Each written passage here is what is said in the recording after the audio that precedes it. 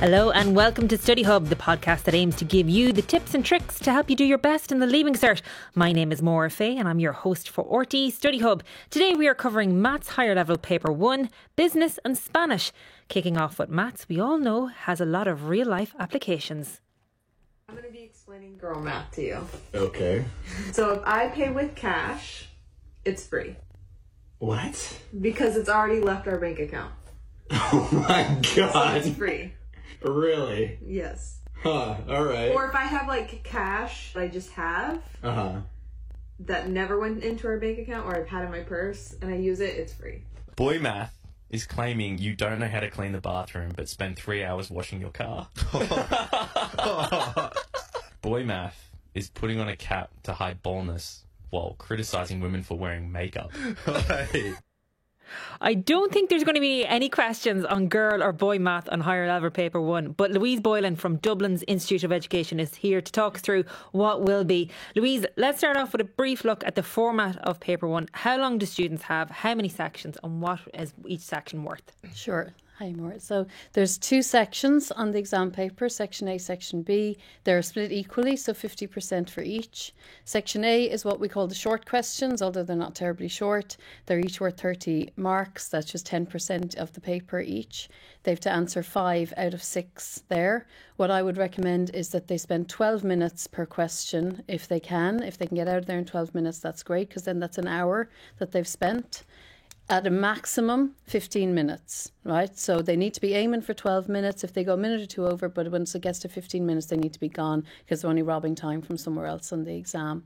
For Section B, it's also worth 50%, but they're longer questions. They've only to answer 3 out of 4 in Section B.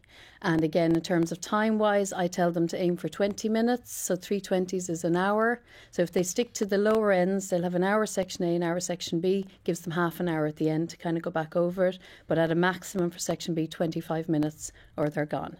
Okay, Yeah. So Section A, concepts and skills. It's what you call drill and skill. You have to know the concepts and you have to show that you know how to use them. Yeah, absolutely. So the questions that come up in Section A are a bit more formulaic. It's here's an equation, solve the equation, here's a graph, interpret the graph, here's a shape, find the area, find the volume, whatever it might be. And they are really looking at the concepts and the skills. Do the students understand the basic concepts? Can they apply their skills? Can they solve the equations? Can they apply their formulae? When we get to Section B, it's contexts and applications. And the questions in that section tend to be in a story. And they go over many, many pages. They could be 4 or 5 pages long, depending on the question on the year. And they will generally have a common thread running through them. But within that, they could examine multiple topics. Okay. So the topics then that come up in Section A, are they generally like what kind of topics come up, and can you kind of pick and choose? Are the things that you can leave out to study or not? So this is the problem with the maths papers is, so first of all, the paper covers for the entire paper, the topics are algebra, which is huge, right? That's 30, maybe even 40% of the exam. And that has all their equations and then also indices and logs, functions, graphing. That's a huge section. They also have a section then called calculus, which is split up into differentiation, and that's broken up again into rules and applications. Then we've integration within that as well. Then we have another section called sequences and series, which also embodies something called financial maths. Then we have 2 smaller sections, complex numbers and induction. And the thing about the maths course is it's a free-for-all. Anything is anywhere. You can have a question that draws from 4 of those different topics intermingled into one question. So while they have choice on the exam, there's nothing said of what topic is going to be in each question. So, and to answer your question, no, they can't leave anything out. Okay. So to give an example of what you might be asked, so you might be given a blank graph and have to plot a label and label a complex number on the diagram based on the formula you are given. What do you need to study in order to nail those kind of questions? A lot of it is practice. They need to make sure that you're trying as many past paper questions that you can get your hands on, mock paper questions from textbooks. Go buy another textbook. It's a bit late in the day to do that, but that's an idea for if you're in 5th year, bring it forward. At this stage, you need to be trying all different exam questions, but the key is you have to make sure that you have the solutions. Okay. So that you can check if you didn't get it right, what did you do wrong? You know? And then looking at section B, I was looking through it and I actually really like this. I like that maths are being brought into stories. So like the first question for last year is like Fia has a gross annual salary of €54,000 and then it's asking her about how much tax she's paying. So talk me through those kind of questions. How should you approach them? Again, it's just practice, but every question, the examiner is expert in making new questions, innovative questions, and really they just need to be sure of all their concepts. And there's often clues in the questions. They need to be sure they read the question very, very carefully, look for the clues in the questions. The examiner is often helping them as they go along, and even sometimes there's text in bold print. I always say to my students, that's the examiner screaming at you there. They want to draw your attention to that. It's just down to practice, but they just have to try as many different types of questions as they can get their hands on, really. And the topics then in section B, like, is it things like area and volume? Can that crop up a lot? That can pop up anywhere, but it's the same topics again. So they're throughout the whole exam paper. It's the same. So it's not like, again, other subjects, say for a science subject where you might have a section on your experiments and another section on something else. The maths isn't like that. So we just have the topics and anything can come up anywhere in the exam paper, any of those topics. You like students to build up their confidence and then leave doing kind of the tougher questions to the end. Talk to me about that approach. Yeah, well, I think some students can get hung up on because there's choice and they're worried about which question should I leave out. And I always say, don't worry about it because you're going to know. You're going to open up the exam paper, you're going to look at one question and go, nope, not going to do that one. The best thing to do is just open up, look for one that looks approachable, looks familiar. I've seen something like that before, and you can get into it. And you need to start picking up those points very, very quickly. The marking scheme, they need to be very comfortable with the marking scheme, and when they do get into the marking scheme they'll realise that a lot of the marks are awarded for the early parts of the questions, and as you move down, as the question gets harder and you're going on to a second page of solving an equation, that's only going to be worth a mark or two because the majority of students aren't going to get there. So don't get yourself in a tizzy over that, just leave it, move on, pick up the early marks and other questions, and then if you have time at the end, come back and try again. Because there was a lot of controversy over the 2023 paper, wasn't there? And people got worried over it, and then it all worked out fine in the end. It always works out fine in the end, and that's the SEC's job, in fairness, is if they overpitch an exam, or an exam, in that case, there was multiple things on the exam paper that had never been examined before, and students just simply had never seen it before. They weren't prepared for it, they hadn't practiced it because it wasn't in any past paper questions. They might have done a bit of it in class. So the SEC then just has to reshuffle the marks. They take the marks away from those and give it to the bits the students could do. Yeah. So, yeah. And for the SEC is the State Examinations Commission, just in Sorry, case. Yes. Yeah. Perfect. Yeah. When it comes to study techniques, you say you don't study maths, you practice it. You practice maths, yeah. I mean, there's certain things you have to study. There's a few proofs come up. They have to study techniques. They have to get to know techniques. But the only way to do it is practice. Practice the same question again. Pick up an exam paper that maybe you did a month ago. See, can you do it again? It doesn't matter if you know, as I always say, it doesn't matter if you know X is 2. It's not a murder mystery. It doesn't matter. Can you get there again without having to pull back on your notes, without having to look it up, right? And it's just down to that. It's just practice. Like learning music, learning the piano. Keep at it. Keep practicing. And you advocate maybe as well having a study buddy. Yeah, I think it works really well. Particularly, it has to be somebody that you trust, somebody that you're very friendly with, somebody who's not going to ridicule you, right? And it is a difficult one. But what I would do, or what I encourage my students to do, is to, pick an exam question, study a topic, pick an exam question, do it each, and then swap it over, because then they get practice in correcting and seeing how someone else would have done a question, so they might see a different method, and how the marking scheme is applied and correcting, and they're both learning by doing that. You're learning it. You learn more from that than correcting your own work, I think, because you'll see, okay, what did you do? And you would have got that many marks. Yeah, but it has to be someone you trust, yeah. And you mentioned they're just trying to pick up as many marks as possible. How do you see students often dropping marks unnecessarily? Leaving blanks is a big one. They look at a question, they panic, and they just and they leave a blank, and they have to do something, try something, and it could be just write down the correct formula, put numbers in, all the better, even if they don't know. Ultimately, the big thing we get is, I don't know what the question's asking me, but just calm down for a start and read it slowly and look for the clues in the question. Write down the information you have. Sometimes, even if you don't know the end game, pull out the information. So if it's a question and they're saying, say it's a volume question, the height of the thing is this, the radius is this, whatever. If you write those down, H equals, or equals, and the formula, you're on the marks ladder already, because you've read the question, you've engaged with the information, you've understood what information you've been given, and you have an idea of how to start. Yeah, the examiner's not trying to trick you. No, the examiner, and in fact, in many cases, the examiner is trying to help you, and they need to look out for that as well, because sometimes, say there's a question there and the first question is work out the radius, or show, but what they'll often say is show that the radius is 5 centimetres. And if you can't do that, you just keep going, because now you know what the radius is, so bring it forward, and that's why they're doing that. So they're giving you the answer to help anybody who can't work out the answer there, but they can continue on to the next part and the next part and keep going down, picking up marks. They just have to keep going. Brilliant. Don't lose faith, don't lose energy, just keep going and fill in as much as you can. Perfect. Well, you're going to be back with us next week to go through paper 2.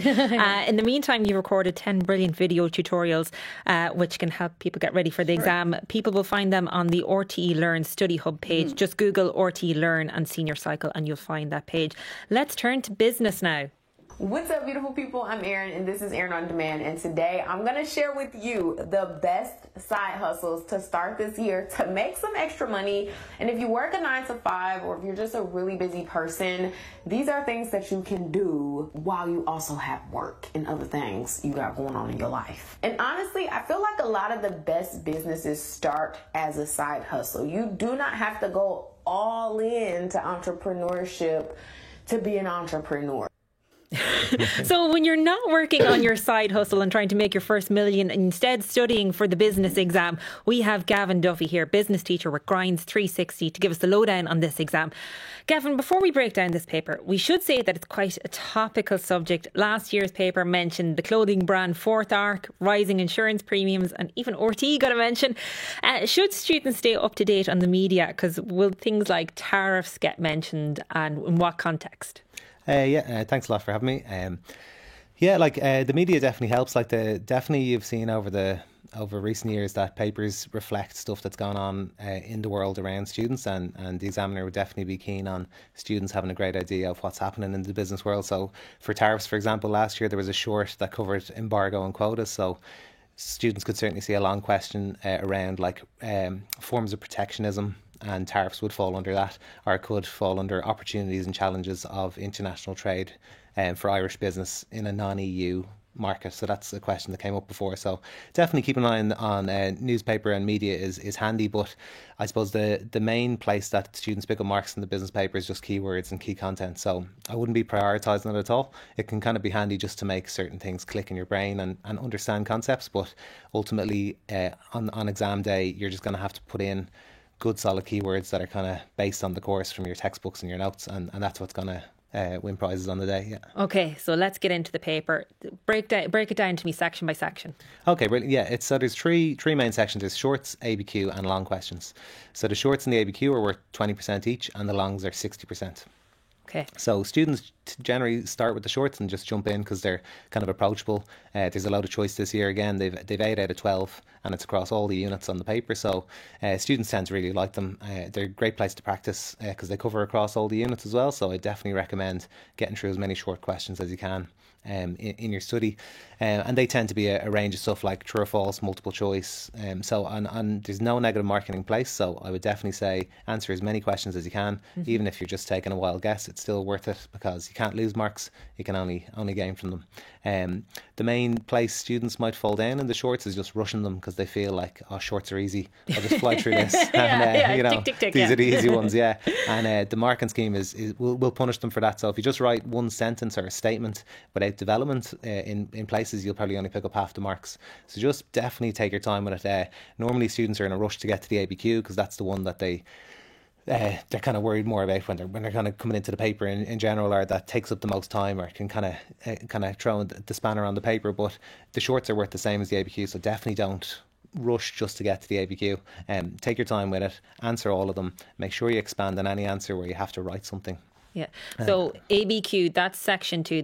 That's the applied business question. So exactly, what is that section about? You don't have a choice here. You have to answer exactly. this. Yeah, brilliant. And it's the only place that's compulsory on the paper. So like the shorts and longs, they have a choice, but the ABQ it's on 3 units each year. So it's on unit 2, 3 and 4 this year. So the great thing is students know, okay, if I cover units 2, 3 and 4, I'll definitely be able to answer this 20% question on it. But within the ABQ, you don't get to pick. You just get 3 questions one on each unit. And so what it is, they present a story about a business, and there's usually like 3 paragraphs pretty much, or 3 big paragraphs that are related to each question that you get asked. And you have to then apply your knowledge from the business course on the story. So ultimately they tell a story and ask you questions. And I suppose the place that students need to watch out for is just getting too into the story and talking about the story way too much. Like there's 2 main places you pick up marks. It's for the keywords that are relevant to the story, and then for directly quoting the story. So it's keywords and quote are the most important things here.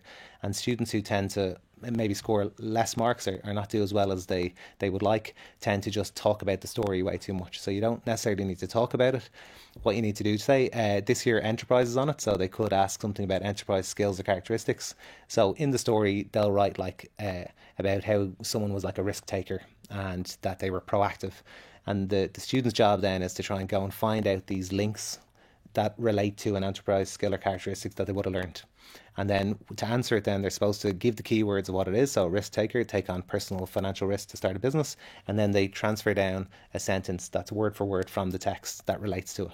And if they can get good keywords in from the course and provide a relevant link from the text word for word, they'll pick up pretty much all the marks for that. Okay. And then section 3 is the long questions. So are you again saying here, be concise, don't waffle, even if there are long questions? Yeah. So long doesn't mean write loads. Yeah, absolutely. And I suppose timing is one of the bigger things as well, just to flag today that students just tend to overwrite, particularly they usually spend too long on that ABQ, and then when it comes to longs, they're playing catch up. So just be really conscious on the time with it. And when they come to long questions, 1 A4 page should be loads. Like generally they're 20 marks each, and there's 60 marks make up a question, and they have to do 4 out of 8. So at 20 marks ends up being 10 minutes will be like your time cap, not a target, and you try and spend 8 or 9 minutes on a question, and that should give you a good buffer on your paper. Okay, so there are 7 units on the course. Can students afford to leave out any of those units in their revision? Yeah, like some students probably would.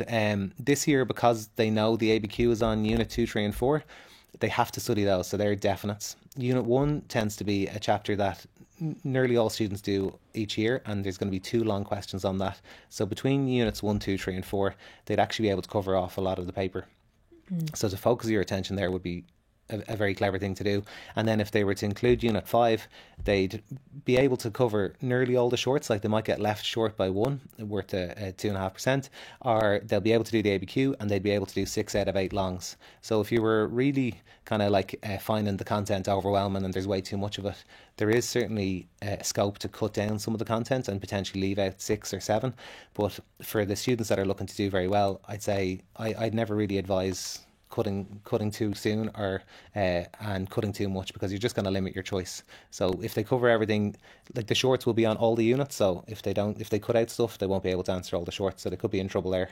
But for the rest of the paper, they should have a bit of choice in play there. Okay, I'm going to ask you to put on your Mystic Meg hat here. What are likely ABQ topics? ABQ last year on Unit 2, Enterprise Skills and Characteristics came up. They have repeated this again, so we would still definitely cover them, and I'd know 5 or 6 of them. And the other thing there is reasons to start an enterprise or entrepreneurship. So I'd have that chapter fully done for sure.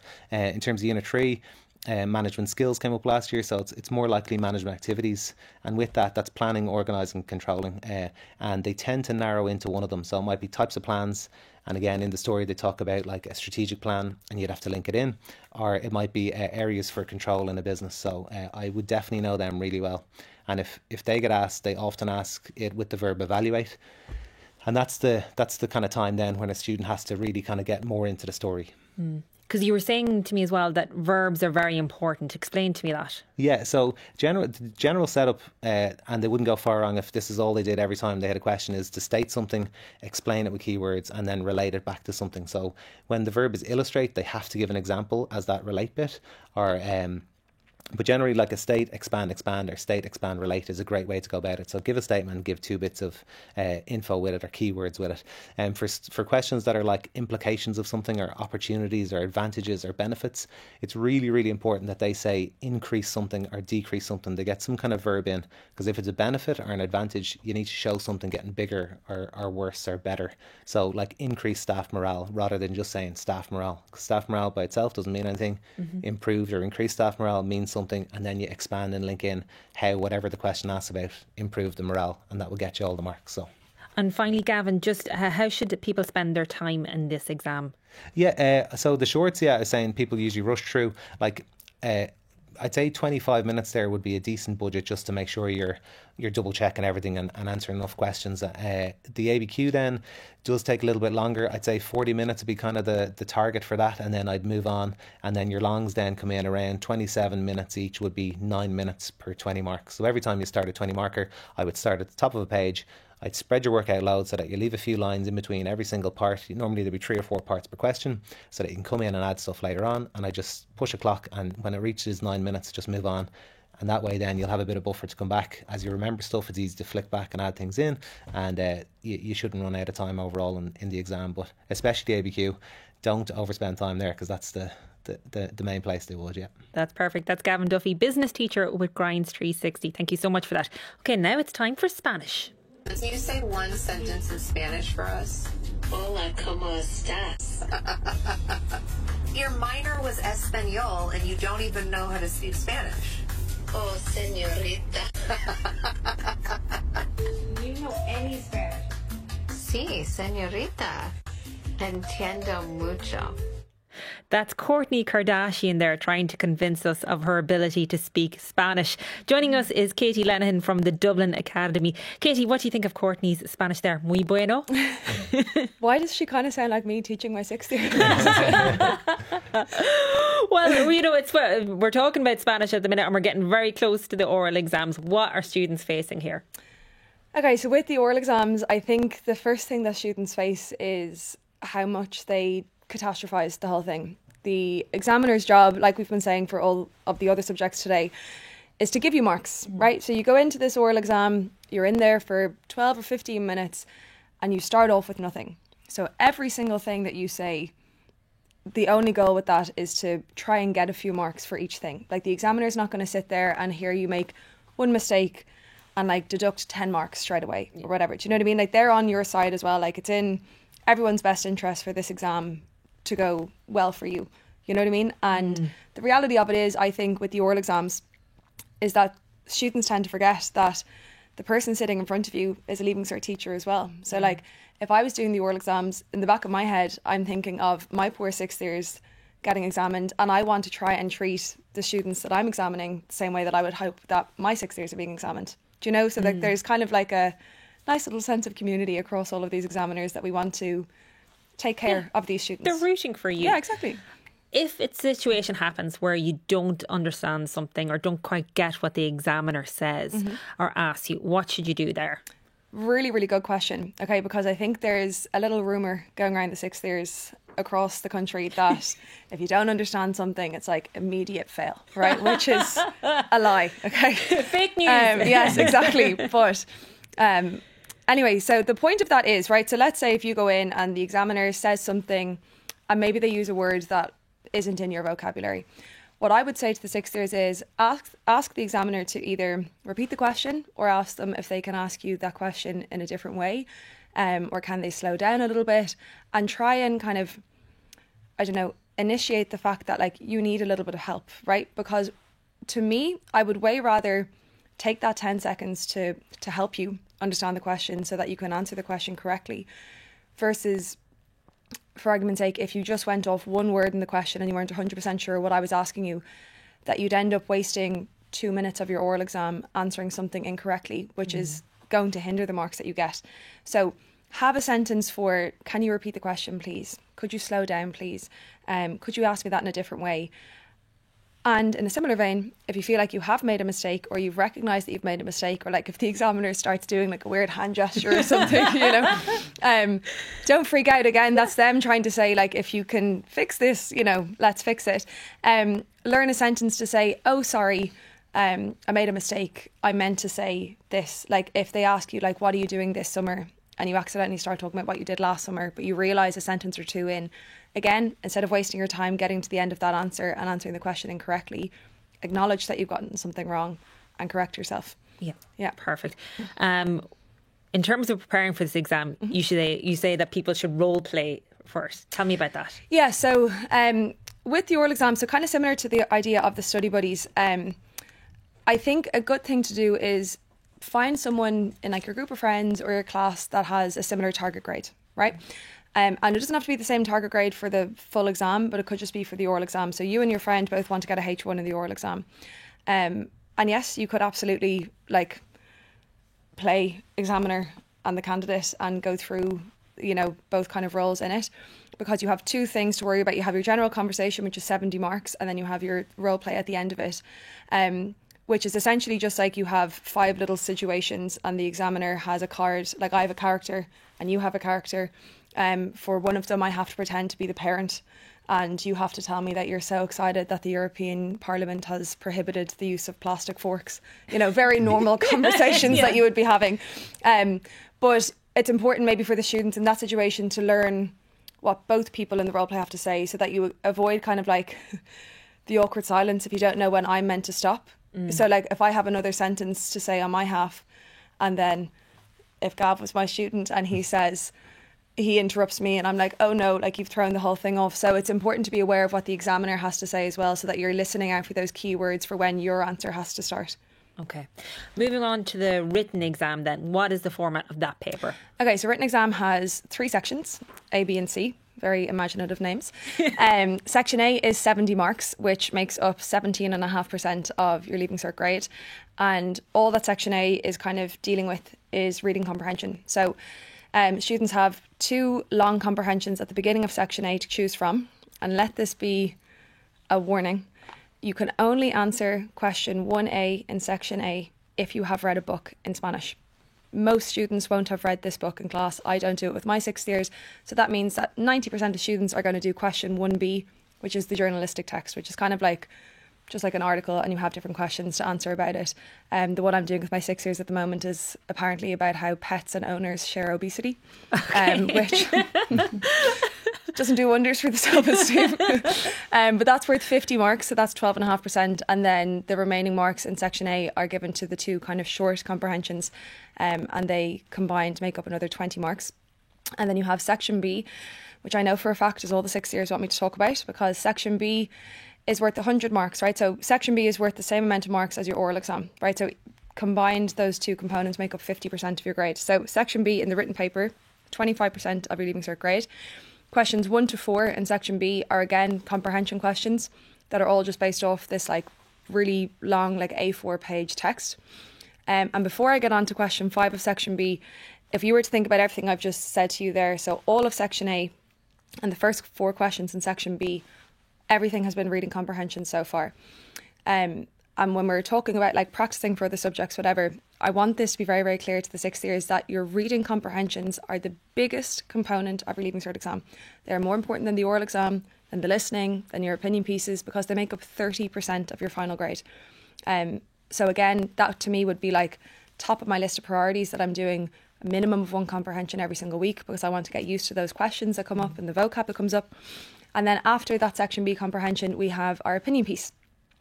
And this is what the 6th years don't like that much, because they are very, very unpredictable. And it's essentially like a little mini essay question. And that's worth another 50 marks, or 12.5% of your Leaving Cert grade. So that brings us then to the last section of the exam, which is Section C. And this is kind of where the examiner actually gets to see what your real level of Spanish is like versus the stuff that you've been able to rote learn. It has 2 questions. So question 1, you have a choice to do a dialogue construction, which is like a translation, or a formal letter. Formal letter isn't, for me, I don't like it. I just think it's so unrealistic that a 6th year student is ever going to write a letter in Spanish to the editor of a Spanish newspaper. But, you know, if that's your thing, great. So they have the dialogue construction, and that's 30 marks. And then they have the choice between a diary entry and a note. And that makes up the remaining 20 marks. And speaking of that, there is also a little bit of a myth that the note is always the easier question to do. It's certainly a little bit shorter in terms of what students would write for it. I don't necessarily think that the diary or the note, that there's an easier one of the 2. Okay. I think they're quite different. If you are a student that is very good at knowing how to ask questions, knowing how to give orders or whatever, then the note is for you, because you'll be asked to maybe leave a note saying, like, could you collect me from the airport or something, where the diary entry is kind of really just about you, which is a little bit more approachable for a lot of students. So that would make up the entire written exam. How would you suggest that people use their time in this exam? Okay, now I have a lot of numbers here in front of me, so I want to get this right. Okay, so you're going into your written exam. It's 2.5 hours, so you have 150 minutes to deal with. I'm under a lot of pressure because there's maths teachers in the room.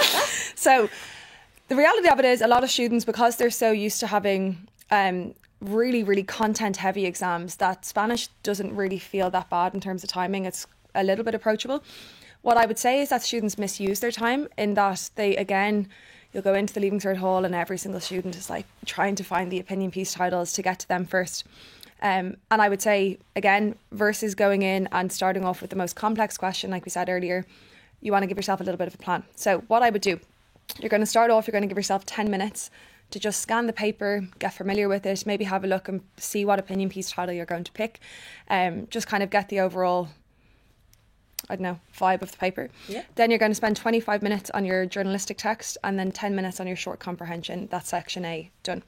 Section B, then we are going to spend 25 minutes on the comprehension questions and then 30 minutes on the opinion piece.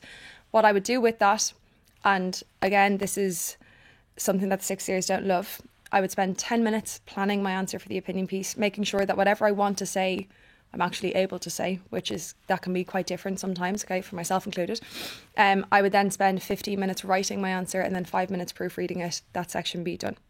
Dialogue construction, 25 minutes. Diary entry, 20 minutes. And that gives us 5 minutes at the end to make sure that everything is labelled, that everything is very clear to the examiner, that we have any little bits of rough work or whatever labelled clearly, and you can tie your exam up and you are free to go.